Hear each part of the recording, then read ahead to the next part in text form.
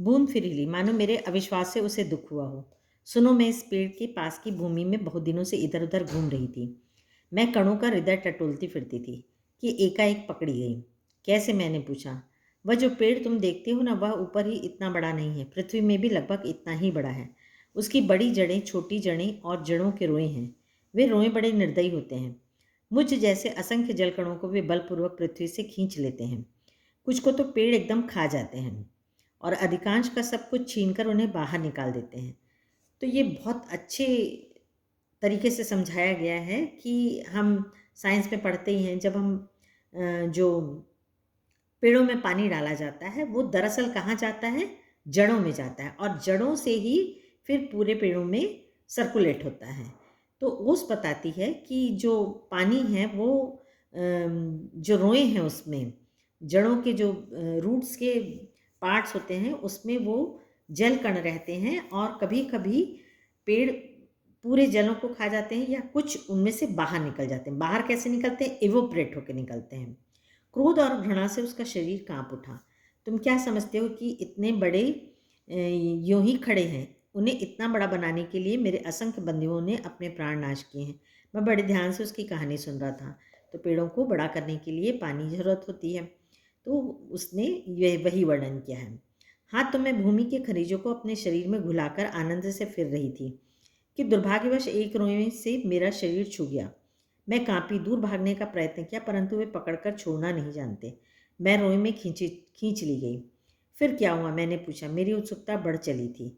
मैं एक कोठरी में बंद कर दी गई। थोड़ी देर बाद ऐसा जान पड़ा कि कोई मुझे पीछे से धक्का दे रहा है और कोई मानो हाथ पकड़कर आगे की ओर खींच रहा हो। मेरा एक भाई भी वहां लाया गया। उसके लिए स्थान बनाने के कारण मुझे दबाया जा रहा था।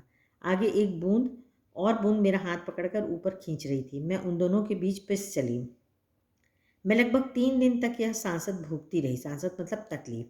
मैं पत्तों के नन्हे नन्हे छेदों से होकर जैसे तैसे जान बचाकर भागी। मैंने सोचा था कि पत्ते पर पहुंचते ही उड़ जाऊंगी, परंतु बाहर निकलने पर ज्ञात हुआ कि रात होने वाली थी और सूर्य जो हमें उड़ने की शक्ति देते हैं जा चुके हैं। तो हमको मालूम है कि जब सूर्य निकलता है तो इवोप्रेशन होता है, वाष्पीकरण होता है और जो पानी है वो भाप बनकर उड़ जाता है। लेकिन जब वो ओस की बूंद निकली, पत्तों में आई, तब तक क्या हो चुका था? सूर्य डूब चुका था, शाम हो गई थी, इसलिए उसको वहीं रहना पड़ा। तो मैं अपने भाग्य पर भरोसा कर पत्तों पर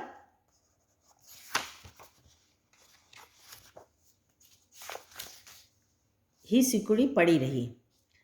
अभी जब तुम्हें देखा तो जान में जान आई और रक्षा पाने के लिए तुम्हारे हाथ पर कूद पड़ी। तो वही ओस की बूंद जो होती है वो उसके कहाँ पहुंच जाती है? लेखक के हाथ में। इस दुख तथा भावपूर्ण कहानी का मुझ पर बड़ा प्रभाव पड़ा। मैंने कहा, जब तक तुम मेरे पास हो कोई तुम्हें पत्ता तुम्हें छू ना सकेगा। भैया, तुम्हें इसके लिए धन्यवाद है। मैं जब तक सूर्य ना निकले तभी तक रक्षा चाहती हूँ। उनका दर्शन करते ही मुझ में उड़ने की शक्ति आ जाएगी। मेरा जीवन विचित्र घटनाओं से परिपूर्ण है। मैं उसकी कहानी तुम्हें सुनाऊंगी तो तुम्हारा हाथ तनिक भी ना दुखेगा। अच्छा सुनाओ। अब ओस अपनी पूरी कहानी बताती है। बहुत दिन हुए मेरे पुरखे, पुरखे मतलब उनके पूर्वज, हाइड्रोजन और ऑक्सीजन, जिसको हम हिंदी में हाइड्रोजन और ओजोन कहते हैं, नामक दो गैसें सूर्यमंडल में लपटों के रूप में विद्यमान थी। सभी को मालूम है कि सूर्य में भी पूरा गैस रहती है, तो उसमें वो बताती है कि हाइड्रोजन और ऑक्सीजन थे। सूर्यमंडल अपने निश्चित मार्ग पर चक्कर काट रहा था। वे दिन थे जब हमारे ब्रह्मांड में उथल पुथल हो रही थी। अनेक ग्रह और उपग्रह बन रहे थे। ये बहुत करोड़ों साल पुरानी बातें हैं कि जब हमारा पृथ्वी बनी नहीं थी, उस समय की बात है कि यूनिवर्स में जो था बहुत उथल पुथल हो रही थी और बहुत सारे ग्रह और उपग्रह का निर्माण हो रहा था। ठहरो, क्या तुम्हारे पुरखे अब सूर्यमंडल में नहीं हैं? हैं, उनके वंशज अपनी भयावह लपटों से अब भी उनका मुख उज्ज्वल किए हुए हैं। हाँ, तो मेरे पुरखे बड़ी प्रसन्नता से सूर्य के धरातल पर नाचते रहते थे। एक दिन की बात है कि दूर एक प्रचंड प्रकाश पिंड दिखाई पड़ा। उनकी आंखें चौंधियाने लगीं। यह पिंड बड़ी तेजी से सूर्य की ओर बढ़ रहा था। ज्यों-ज्यों पास आता जाता था उसका आकार बढ़ता जाता था। यह सूर्य से लाखों गुना बड़ा था। उसकी महान आकर्षण शक्ति से हमारा सूर्य कांप उठा। ऐसा ज्ञात हुआ कि उस ग्रहराज से टकराकर हमारा सूर्य चूर्ण हो जाएगा। वैसा न हुआ। वह सूर्य से सहस्त्रों मील दूर से ही घूम चला, परंतु उसकी भीषण आकर्षण शक्ति के कारण सूर्य का एक